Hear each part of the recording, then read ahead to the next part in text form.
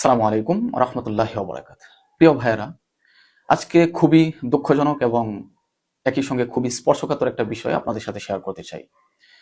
সেটা হচ্ছে যে সোশ্যাল মিডিয়ার বরাতে আমরা কিছুদিন পর পর দেখি যে আমাদের বাংলাদেশের কিছু অঞ্চলে তুচ্ছ থেকে তুচ্ছ কোনো ঘটনাকে কেন্দ্র করে খুব সাধারণ একটা বিষয়কে ঘিরে দুই পক্ষের মধ্যে, দুই পাড়ার মধ্যে, দুই গ্রামের মধ্যে বিশাল ঝগড়ার আয়োজন করা হয় এবং সেখানে দিন তারিখ ঠিক করে, লগ্ন ঠিক করে, মাইকিং করে, ঘোষণা করে, এমনকি সোশ্যাল মিডিয়ায় পোস্ট করে তারপর সেটার সময়ক্ষণ ঠিক করা হয় এবং এক্ষেত্রে সমস্ত আত্মীয় স্বজনদেরকে ঘটা করে সেখানে দাওয়াত দেওয়া হয় যেন এই মহৎ কাজে অংশগ্রহণ থেকে কেউ যেন বঞ্চিত না হয়ে যায়। অথচ খোঁজ নিলে দেখা যাবে যে তাদের কোনো বৈধ অনুষ্ঠানে তাদেরকে দাওয়াত করা হয় না, নেমন্তন্ন করা হয় না, ছেলের বিয়েতে, মেয়ের বিয়েতে বা কোনো অলিমার অনুষ্ঠানে তাদেরকে স্মরণ করা হয় না। কিন্তু এই ঝগড়ায় অংশ নেওয়ার জন্য তাদেরকে খুব জোরদার ভাবে তাদেরকে দাওয়াত করা হয় যেন কিছুতেই এই ঝগড়ায় অংশগ্রহণ থেকে তারা পিছপা না হয়, বঞ্চিত না হয়। এর চেয়েও দুঃখজনক এবং ভয়াবহ ব্যাপার হচ্ছে এই ঘটনাগুলো যখন সোশ্যাল মিডিয়ায় ছড়িয়ে পড়ে তখন আমরা যারা অডিয়েন্স থাকি বা আমরা যারা দর্শক শ্রোতা তারাও এই ঘটনাগুলোকে আসলে খুব মজার ছলে এনজয় করার চেষ্টা করি, কিন্তু এর পেছনের যে ভয়াবহতা বা মুসলিম উম্মার যে ঐক্য, আমাদের মধ্যে যে ভ্রাতৃত্বের সম্পর্ক, সেই সম্পর্কের যে ফাটল, এই যে ভয়াবহ অধঃপতন, সেটা নিয়ে আমাদের আসলে কারোই কোনো অনুভূতি কাজ করে না। আমরা জানি যে ইসলাম আসার আগে মদিনার দুটো গোত্র সম্প্রদায় আউস এবং খাজরাজ, সেখানে রক্তপাত এবং যুদ্ধ লাগাতার নন স্টপ চলছিল। ইসলাম আসার পর রাসূলুল্লাহ সাল্লাল্লাহু আলাইহি ওয়াসাল্লাম তাদের সেই যুদ্ধকে থামান। তো পরবর্তীতে ইহুদি এবং মুনাফিকদের উস্কানিতে দেখা গেছে যে তারা চাইতো, ইহুদি এবং মুনাফিকরা আসলে এই যে নিজেদের মধ্যে যে পরস্পর ইসলামে এসে তাদের মধ্যে যে ভ্রাতৃত্বের যে বন্ধনকে দৃঢ় করে দিল, সেটা আসলে ইহুদি এবং মুনাফিকদের সেটা সহ্য হতো না। বিভিন্ন ইস্যুকে কেন্দ্র করে তারা পূর্বের যে সংঘাত সেটাকে তারা উস্কে দেওয়ার চেষ্টা করত। তো আমরা জানি যে একটি ঘটনা আছে, একবার দুইজন সাহাবী, একজন মুহাজির এবং আনসার সাহাবীর মধ্যে পরস্পর ঝগড়া হয়। তো মুহাজির এক সাহাবী আনসার সাহাবীকে আঘাত করলে তখন আনসারি সাহাবী তিনি ইয়াল আল আনসর বলে আনসারি যে সাহাবী ছিল তাদেরকে ডাকে, সাথে সাথে ইয়াল আল মুহাজিরিন বলে মুহাজির সাহাবী তার দলের পক্ষের অর্থাৎ মুহাজিরদেরকে ডাকে। তো এই ঘটনাটা রাসূলুল্লাহ সাল্লাল্লাহু আলাইহি ওয়াসাল্লামের কানে যাওয়ার সাথে সাথে রাসূলুল্লাহ সাল্লাল্লাহু আলাইহি ওয়াসাল্লাম তাদেরকে থামালেন এবং রাসূলুল্লাহ সাল্লাল্লাহু আলাইহি ওয়াসাল্লাম এক ঐতিহাসিক কথা তিনি উচ্চারণ করলেন। তিনি বললেন যে আবি দাওয়াল জাহিলিয়া ওয়া আনা বাইনা আযহুরিকুম দাউহা ফাইন্নাহা মুনতিনা। রাসূলুল্লাহ সাল্লাল্লাহু আলাইহি ওয়াসাল্লাম বললেন যে তোমরা জাহিলিয়াতের ডাক দিচ্ছ অথচ আমি তোমাদের মাঝে আছি, তোমরা এই যে দলবাজি এটাকে তোমরা বন্ধ করো, এটা খুবই দুর্গন্ধযুক্ত, নিকৃষ্ট।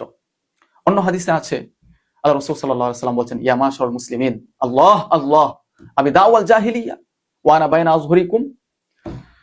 আল্লাহ রাসূল সাল্লাল্লাহু আলাইহি ওয়াসাল্লাম বলতেছে যে আল্লাহকে ভয় করো, আল্লাহকে ভয় করো, যে তোমরা জাহিলিয়াতের ডাক দিচ্ছ। অর্থাৎ রাসূলুল্লাহ সাল্লাল্লাহু আলাইহি ওয়াসাল্লাম এই যে ডাকটা কিছু হইতেই, ঝগড়া বাঁধতেই, কোনো তুচ্ছ একটা ঘটনাকে কেন্দ্র করে দুজনের মধ্যে কোনো ধরনের মতবিরোধ ঘটার পরপরই নিজের দলের লোকদেরকে ডেকে তারপর জড়ো করে অপর দলের বিপক্ষে মারামারির জন্য যে এই যে প্রস্তুত হওয়া, এই ডাকটাকে রাসূলুল্লাহ সাল্লাল্লাহু আলাইহি ওয়াসাল্লাম দাওয়াতুল জাহিলিয়া অর্থাৎ জাহিলিয়াতের ডাক হিসেবে রাসূলুল্লাহ সাল্লাল্লাহু আলাইহি ওয়াসাল্লাম সেটাকে ভূষিত করেছেন। এবং এই রাসূলুল্লাহ সাল্লাল্লাহু আলাইহি ওয়াসাল্লাম শুধুমাত্র তখন দুইজন সাহাবীর ঝগড়াকে তিনি মিটান নাই, বরং রাসূলুল্লাহ সাল্লাল্লাহু আলাইহি ওয়াসাল্লাম একটা সিস্টেমকে সমূলে মূলোৎপাটন করার চেষ্টা করেছেন। অর্থাৎ এই যে নিজেদের যে ভ্রাতৃত্বের সম্পর্ক সেটাকে ভুলে গিয়ে অন্যায় পক্ষপাত, এইটার বিরুদ্ধে রাসূলুল্লাহ সাল্লাল্লাহু আলাইহি ওয়াসাল্লাম সাহাবায়ে কেরামকে সাবধান বাণী করেছেন।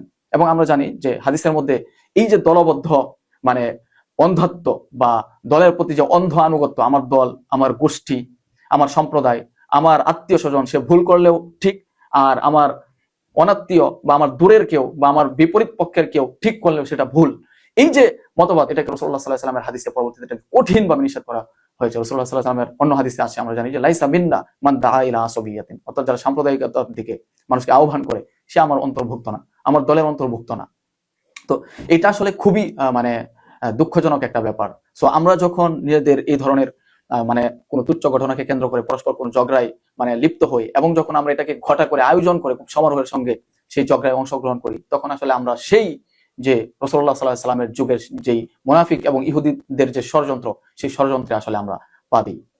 প্রিয় ভাইয়েরা, আল্লাহ রাব্বুল আলামিন সেই ঘটনাকে কেন্দ্র করে পবিত্র কোরআনুল কারীমে সূরা আলে ইমরানে 103 নং আয়াতটি তিনি অবতীর্ণ করেছিলেন, যেখানে আল্লাহ রাব্বুল আলামিন বলেছিলেন ওয়াতাসিমু বিহাবলিল্লাহি জামিআ, তোমরা আল্লাহর রজ্জুকে তোমরা পরস্পর খুব দৃঢ়ভাবে আঁকড়ে ধরো এবং তোমরা পরস্পর বিচ্ছিন্ন হয় না।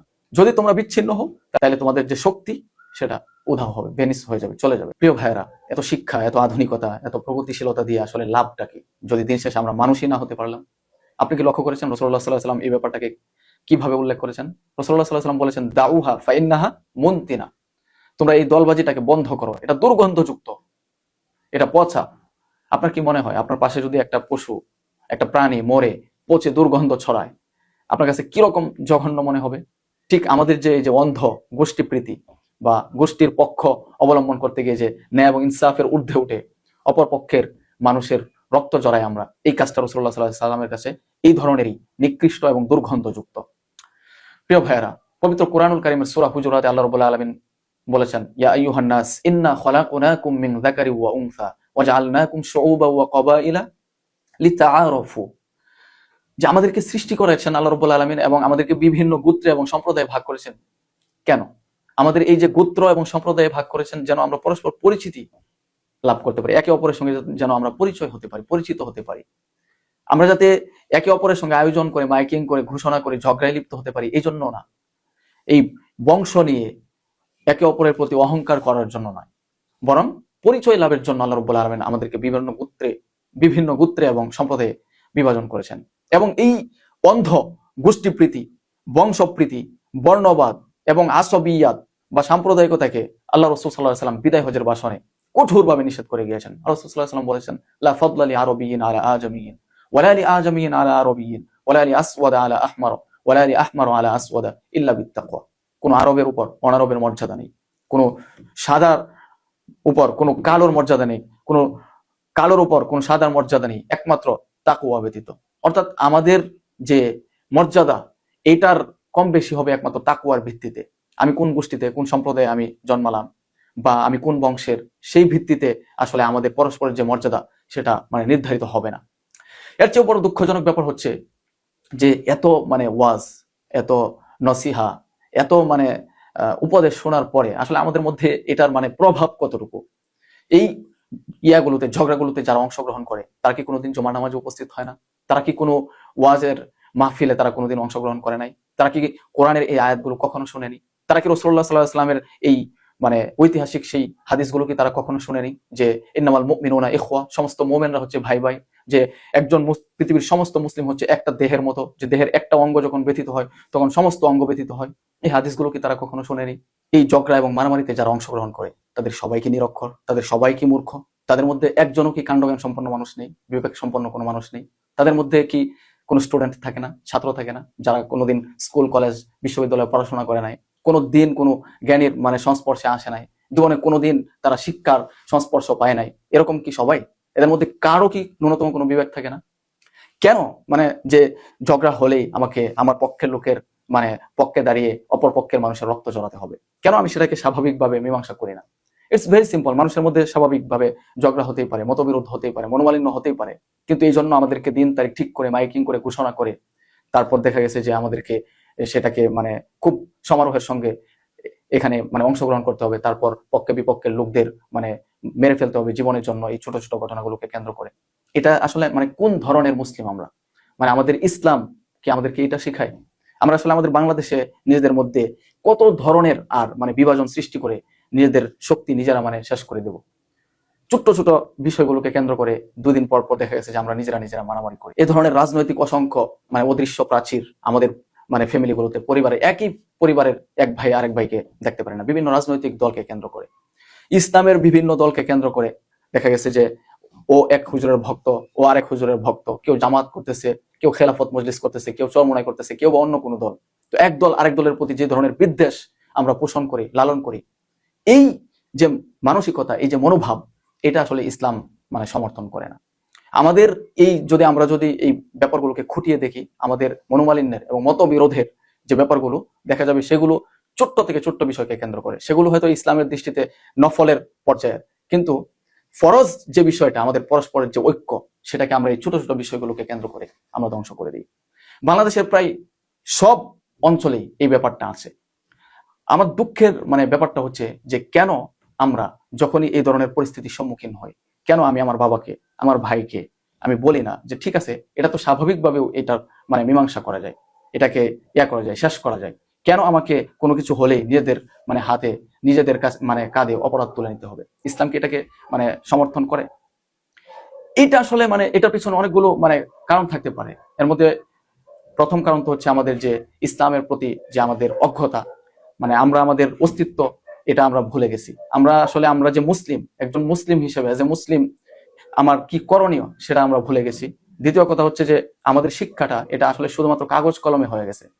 শিক্ষার যে প্রকৃত অর্থ সেটা আসলে আমাদের জীবনে মানে বাস্তবায়ন হয় না। এটা জাস্ট একটা সার্টিফিকেট হয়ে গেছে, যে শিক্ষা মানে হচ্ছে একটা সার্টিফিকেট। এই সার্টিফিকেটকে শো করে একটা চাকরি নেওয়া হয়, একটা চাকরি পাওয়া হয়, দেওয়া হয়, এটা হয়ে গেছে আমাদের। তৃতীয় আরেকটা কারণ হচ্ছে যে এই ধরনের দলবদ্ধ মানে ঝগড়াগুলোতে, মারামারিতে যখন অংশগ্রহণ করা হয়, তখন এখানে একটা ক্রাউড সাইকোলজি কাজ করে, অর্থাৎ ভিড়ের মনস্তত্ত্ব। দেখা যাচ্ছে যে মানে যখন একজন স্বাভাবিক মানুষ একা থাকে, তো দেখা যায় যে তার বিবেক অনেক সময় কাজ করে, সঠিক সিদ্ধান্ত নিতে পারে। কিন্তু যখন ভিড়ের মধ্যে সে হারিয়ে যায়, তখন অনেক ক্ষেত্রে তার যে মানে বিবেক বুদ্ধি সেটা আসলে লোপ পায়, সেটা হারিয়ে যায়। তখন সে আসলে সঠিক চিন্তাটা করতে পারে না। সে মনে করে যে আমি অনেক মানুষের ভিড়ে যা করতেছি কেউ দেখতেছে না, আমি মারতেছি, কি করতেছি না করতেছি এটা তো আসলে মানে ক্যামেরায় আসছে না স্বাভাবিকভাবে। তখন সে যাচ্ছে তাই মানে করার একটা সাহস পায়, স্পর্ধা পায়, এবং সে আসলে তখন জঘন্য কোনো অপরাধ করতেও মানে কোনো কুণ্ঠাবোধ করে না। এই যে মানে সমষ্টিগত যে বংশবাদ এবং সমষ্টিগত যে উন্মাদনা, ইসলাম এই উন্মাদনাকে সমর্থন করে না, বরং এটাকে কঠিনভাবে ইসলাম নিষেধ করেছে। আল্লাহ রাসূল সাল্লাল্লাহু আলাইহি ওয়াসাল্লাম বলেছেন, লা তাকুনু ইম্মা, তোমরা মানে দেখা গেছে যে তোমরা অন্ধ অনুসারী হয়ো না, রিঅ্যাক্টিভ সত্তা হয়ো না। যে ইন আহসানান নাস আহসাননা ওয়া ইন যালামু যালামনা, যে মানুষ ভালো করলে আমরাও ভালো করব, আর মানুষ যদি খারাপ কাজ করে আমরাও খারাপ কাজ করব। নো, রাসূলুল্লাহ সাল্লাল্লাহু আলাইহি ওয়াসাল্লাম কি বলছেন? ওয়ালাকিন ওয়াত্তিনু আনফুসাকুম, বরং তোমরা নিজেদের ভিতরে এক ধরনের ইন্টারনাল স্টেবিলিটি তৈরি করো, যেন মানুষ যদি খারাপ কাজ করে, ইন আহসানান নাস আন তুহসিনু, মানুষ ভালো কাজ করলে তো তোমরা ভালো কাজ করবেই। এমনকি মানুষ যদি ওয়াইন আসাউ ফালা তাজলিমু, খারাপ কাজও করে, নেতিবাচক কোনো কিছু করে, তখনও অন্তত তোমরা তোমাদের যে নিজেদের যে স্ট্যান্ডার্ড সেটাকে তোমরা বিসর্জন দিও না। পবিত্র কোরআনুল কারিমে আল্লাহ রাব্বুল আলামিন ইরশাদ করেন, ফালা তাজিরু ওয়াজিরাতুন বিজরা উখরা, একজন আরেকজনের অপরাধ বহন করবে না, পাপ বহন করবে না। তাহলে কেন মানে একজনের অপরাধকে পুরো গোষ্ঠীর বহন করতে হবে? প্রিয় ভাইরা, আমাদের কোনো পাড়ার, কোনো গোষ্ঠীর, কোনো গ্রামের একজন মানুষের একটা ভুল হতেই পারে, কিন্তু ভুল হলে সেই ভুলের পক্ষে কেন পুরো গোষ্ঠীকে নেমে যেতে হবে এবং নেমে গিয়ে অপর গোষ্ঠীর, অপর গ্রামের শত শত মানুষের রক্ত ঝরাতে হবে? ইসলাম ঠিক আছে, এটাকে যদি হুজুর মনে হয়, তাহলে মানবতা কোথায়? পড়াশোনা, এত শিক্ষা, মানে পৃথিবীর কোন শিক্ষায়, কোন আধুনিকতায় এটা জায়েজ? প্রিয় ভাইরা, এটা খুবই দুঃখজনক, এবং ইসলাম এটাকে কঠোরভাবে এটাকে বারণ করে। বিশেষ করে আমরা আমাদের নিজেদের যে ভ্রাতৃত্ব, আমরা আমাদের নিজেদের মধ্যে যে পরস্পরের যে সম্পর্ক, সেটাকে আমরা আসলে ভুলে গেছি, এবং একজন মুসলিম হিসেবে আমাদের নিজেদের মধ্যে যে বন্ধন থাকার কথা ছিল, সেই বন্ধনকে আমরা বিসর্জন দিচ্ছি এই ধরনের ছোট ছোট ঘটনাকে কেন্দ্র করে।